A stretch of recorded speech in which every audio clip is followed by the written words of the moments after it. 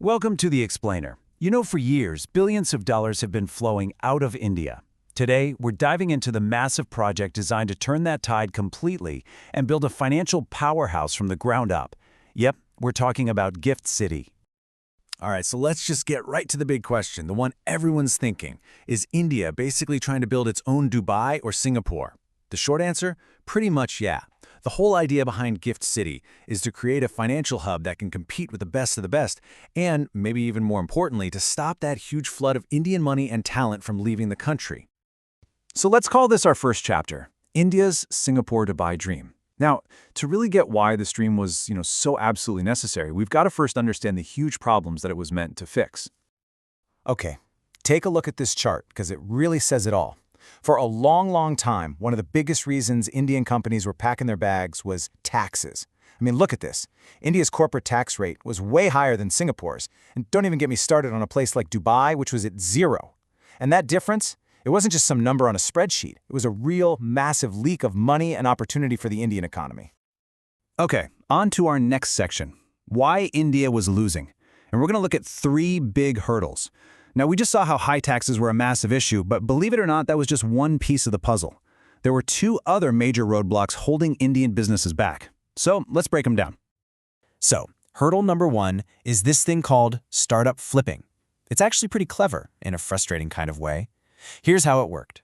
An Indian startup would create a parent company, say in Singapore. Then they'd transfer all their valuable stuff, like their software code or brand, to that Singapore company. And here's the kicker. The Indian branch would then pay huge royalty fees to its own Singapore parent. This made their profits in India look way smaller, so they'd pay way less in Indian taxes. Super smart for them, but for the Indian economy, it meant watching millions of dollars just walk right out the door. All right, hurdle number 2 was all about the legal system.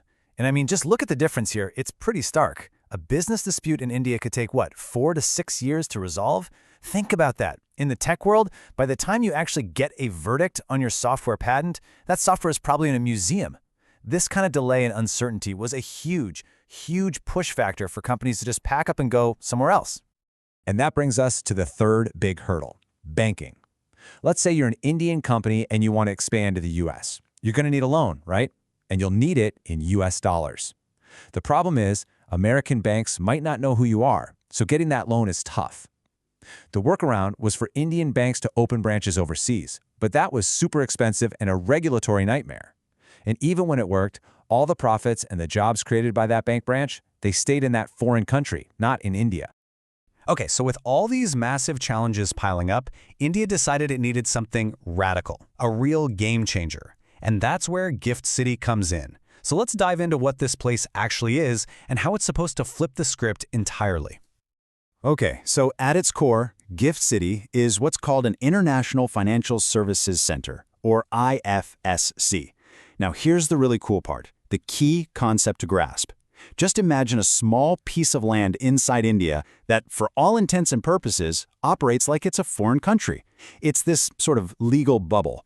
Businesses inside this bubble can play by international rules and use foreign currencies, like the US dollar, even though they're physically still in Gujarat. It's like having a little slice of Singapore right in India. And we're not just talking about some legal loophole here. This is a real place, a massive, brand new, smart city being built from scratch in Gujarat.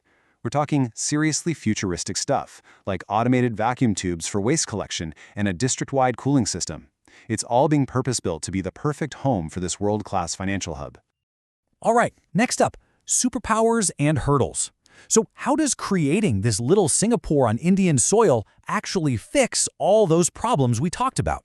Well, let's look at the superpowers Gift City was given, and then we'll get real about the challenges it's still facing. And this table just lays it all out perfectly. It shows you exactly how they tackled each problem head-on. The problem was high taxes? Bam, here's a massive tax holiday. The legal system was too slow? Boom, you get fast-track international arbitration. Trouble with overseas banking? Solved. Now banks can operate right here.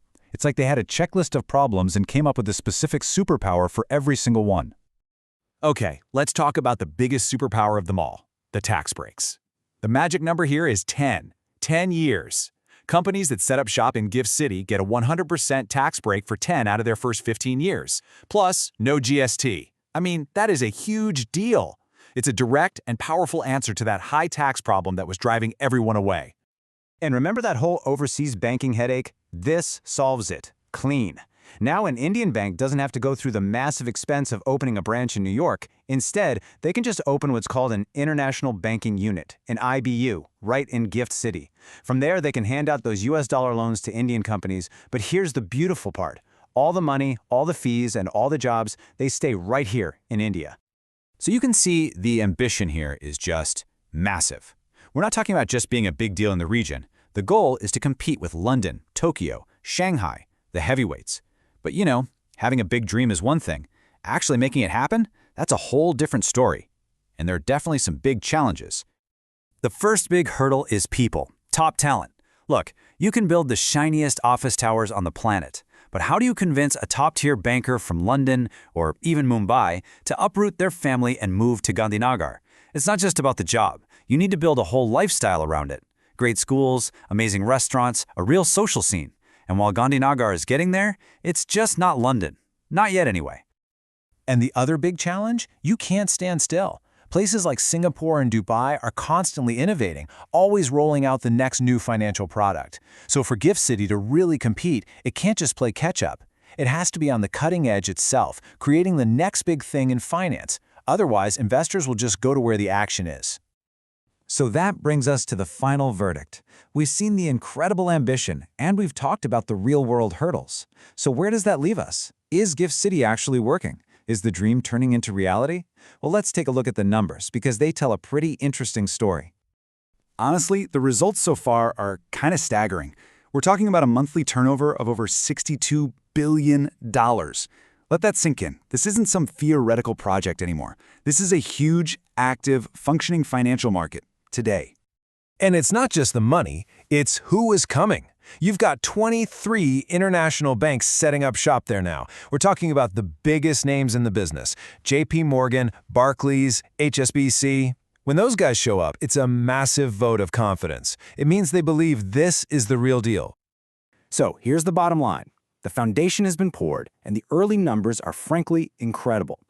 The question has really shifted. It's not, will this work anymore? It's, how big can this get? So has India pulled off a true revolution here? Something that's going to change its economic future forever? Or is it still just a really, really good idea that's on the verge of greatness? The answer to that question, well, it's going to shape India's place on the world's financial stage for a long, long time.